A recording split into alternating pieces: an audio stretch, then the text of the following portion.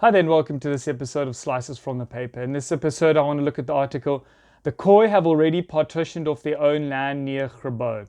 In 2022, descendants of Khoisan groups reclaimed their ancestral homeland near Knoflokskraal, at Knoflokskraal near Grabouw along the N2. The site covers approximately 1,800 hectares of land, partly within the environmentally significant Overberg biosphere, and has since expanded to thousands of people living without formal service.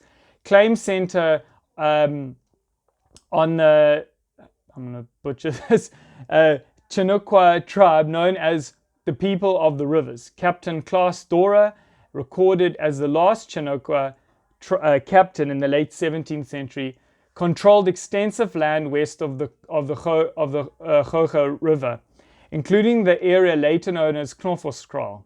Following his death in 1701, authorities appropriated the land, reflecting broader patterns of anti-Khoi sentiment. In 2020 group, drawn from various sort of Khoi lineages, established a self-sustaining Khoisan community focused on farming, livestock, and communal living.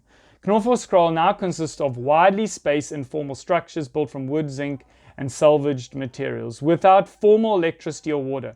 Signage such as Khoi Munity signals the community's identity ambitions, while tribal representatives have voiced support for land recognition. Government authorities maintain that no formal claim has yet been approved.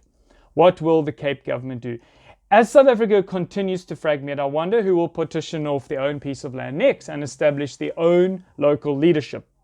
Since South Africa was artificially created in 1910 after the 1909 the Act of South Africa that was declared in British Parliament, or the South African Act in 1909, it is centered on resource extraction from the land and the people. The partitioning off of South Africa into coherent pieces is the moral path forward. It must be natural and it must be coherent, where people naturally gather.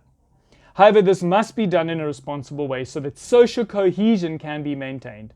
South Africa is notorious for breaking social bonds by moving people around like pieces on a chessboard.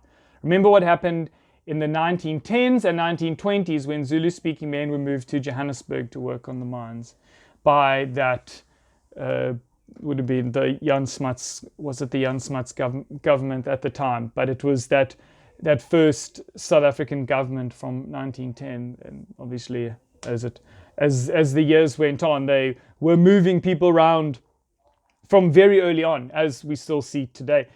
Lex Libertas is already working towards a more sustainable dispensation for Southern Africa, which includes ideas of local decision-making close to communities, compared to the immoral, highly centralized South African system that we've seen from 1910 until today. Thanks so much for watching. Please do like and subscribe. Bye for now.